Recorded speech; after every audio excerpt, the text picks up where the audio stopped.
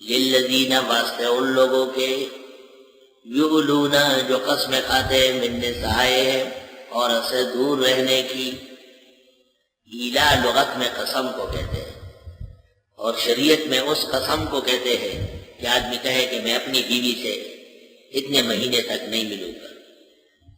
اگر 4 مہینے گزر گئے اور بیوی سے ملا نہیں تو بیوی بائنہ ہو گئی، حالانکہ بائن واقع ہو گئی اور قسم اپنے حال پر اٹل گئی. اگر اس درمیان میں اس نے ملاقات کی تو قسم ٹوٹ گئی، کفارہ دینا ہوگا. اور اگر 4 مہینے سے پہلے بائنہ کرنا چاہے تو الفاظ کہنے پڑے. والتفصیل فی الفقہ والفروع.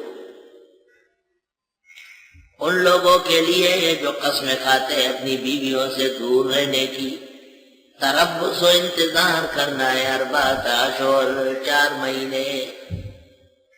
جب 4 مہینے گزر جائے اور یہ صوفی صاحب قریب نہ آئے تو بیوی اس کی پرائی ہو گئی.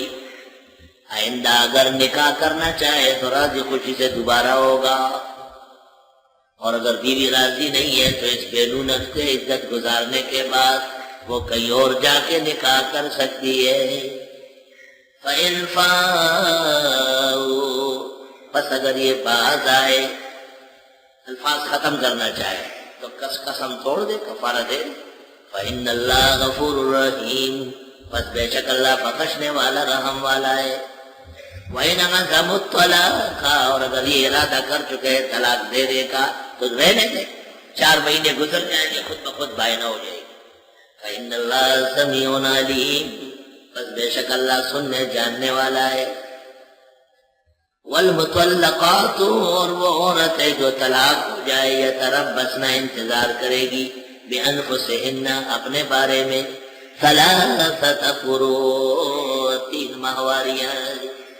قروء قرء کی جمع ہے. درست بات یہ ہے کہ یہ حیض کے معنی ہے. کسی نے بیوی کو طلاق دی، طلاق طہر میں دینا سنت ہے، باقی کے دنوں میں پھر 1 ماہواری، دوسری ماہواری، تیسری ماہواری، یہ پورا ہو جائے اور بس وہ فارغ ہو گئی ہے. وَلَا يَحِلُّ لَهُنَّ اور جائز نہیں ہے عورتوں کے لیے أَن يَكْتُمْنَ کہ وہ چھپا لے ما خلق اللہ فی ارحام وہ جو پیدا کیا اللہ نے ان کے بچہ دانیوں میں. اگر اس طلاقی کا نطفہ رہ گیا ہے اور اندر بچہ یا بچی جم گئی ہے تو عورت شرارت کرتی ہے، کہتی کچھ نہیں، بعد میں جا کے کہیں گروا دے تاکہ جلدی دوسری شادی کرے. فرمایا ایسا نہ کریں. ان کننا اگر ہے یہ عورت یؤمننا ایمان رکھنے والی باللہ اللہ پر، والیوم الآخر آخرت کے دن پر، وبعولتہن اور ان کے شوہر احق و حق رکھتے ہیں بردہن ان کو لوٹانے کا فی ذالک اس سلسلے میں ان ارادو اصلاحا اگر ان لوگوں کا آپس میں جوڑ کا ارادہ ہو. جھگڑا ختم ہو کر کے دوبارہ مل جل رہنا چاہے تو رہ سکتے ہیں، مگر نکاح جدید ہوگا. آپ وَلَهُنَّ مِثْلُ الَّذِي عَلَيْهِنَّ بِالْمَعْرُوفِ لیکن یہ یاد رکھنا کہ اگر طلاق 1 ہے یا 2 ہے تو عدت پورا ہونے سے پہلے خاوند رجوع کر سکتا ہے، وہی کافی ہے. بردہن برجوع ہے، اور رجوع بالقول بھی ہے میں بیوی کو رکھنا چاہتا ہوں بس، اور رجوع بالفعل بھی ہے ہاتھ لگا محبت سے. وَلَهُنَّ اور عورتوں کے بھی حق ہے مثل الذی مانن اس کے علیہن جو ان پر ہے بالمعروف دستور کے مطابق. وَلِلرِّجَالِ عَلَيْهِنَّ دَرَجَاتٌ اور مردوں کے تو عورتوں پر درجے، بشرطی کہ مردوں عجب سا زمانہ ہے، مردانہ زنانہ ہے اور زنانہ مردانہ. بڑی مصیبت پیش آ جائے گی. تفسیر کشاف کے اندر ہے الرجال قوامون علی النساء، الرجال کے نیچے لکھا ہے اصحاب اللحا والامائے، اصحاب اللحا والامائے داڑھی اور پگڑیوں والے مرد. نہیں یہ بہت مشکل ہو جائے، بہت مشکل ہو جائے. مولانا اشرف علی صاحب کو کسی نے کہا حضرت ہمارے بچہ آپ کے پاس آتے ہی رونے لگتا ہے، ہمارے پاس تو نہیں روتا۔ آپ نے فرمایا ہمارا چہرہ ان کو اجنبی لگتا ہے اور آپ کا چہرہ ان کو اپنی امی کا چہرہ لگتا ہے، کوئی فرق تو نہیں ہے، دونوں ایک جیسے ہیں، دونوں ایک جیسے ہیں۔ لا الہ الا اللہ۔ وَلِلرِّجَالِ عَلَيْهِنَّ دَرَجَاتٌ، اور مردوں کے عورتوں پر درجائے، واللہ عزیز حکیم، اور اللہ غالب ہے۔ سمجھ گئے؟ مرد عورت پر اتنا غالب نہیں جتنا اللہ غالب ہے۔ خدا کے عذاب سے ڈرو اور عورتوں کے ساتھ رحم سے احسان سے پیش آؤ۔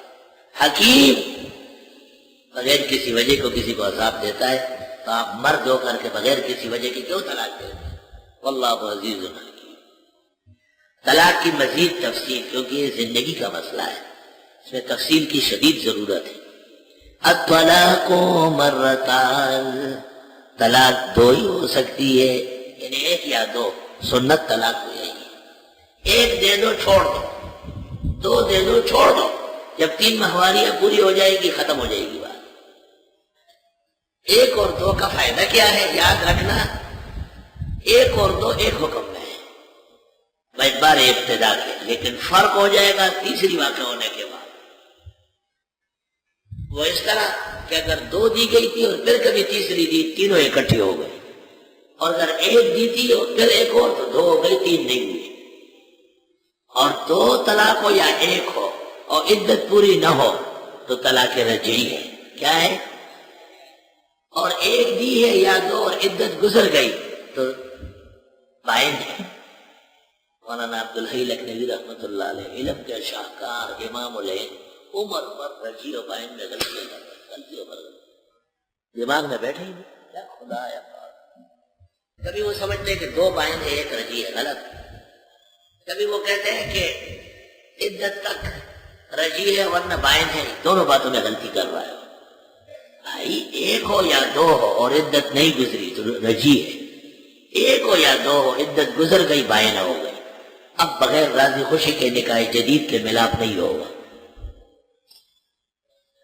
مولانا کی سب سے عمدہ کتاب، جن پر ان کو بھی فخر اور اعلیٰ کتاب ہے، سب سے عمدہ اور بہترین کتاب جو مولانا عبدالحی صاحب کی ہے وہ تذکرۃ الراشد ہے۔ عجیب و غریب انسان ہے، 87 کتابیں لکھی اور 50 سال سے کم عمر میں انتقال ہوا ہے، بہت قلیل العمر۔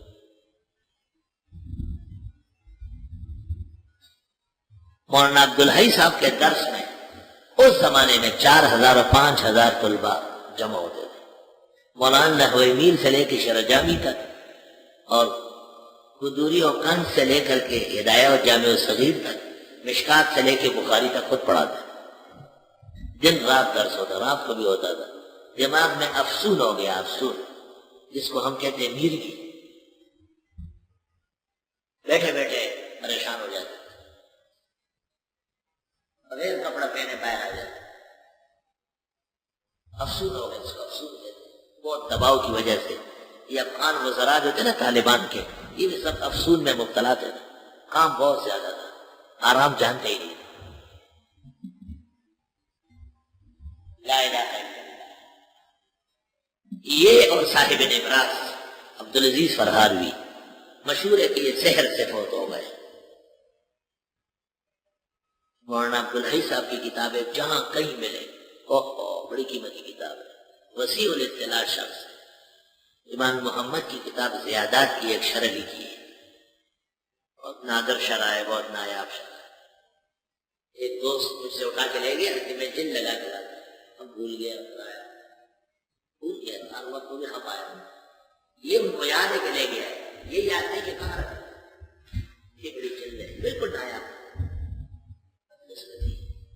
میں نے خواہ مخواہ ان پہ اعتماد کر کے، وہ اعتماد کا دوست ہے، اس کا ایک جل لگا ہوا ایک طرف گتا دوسری طرف غائب ہو گیا تھا، تو اس نے کہا ٹھیک کرا کے لاتا، وہ ٹھیک کیا کرایا، 10 سالوں کے بعد مجھے یاد آتی ہے، سینے میں درد ہو جاتا۔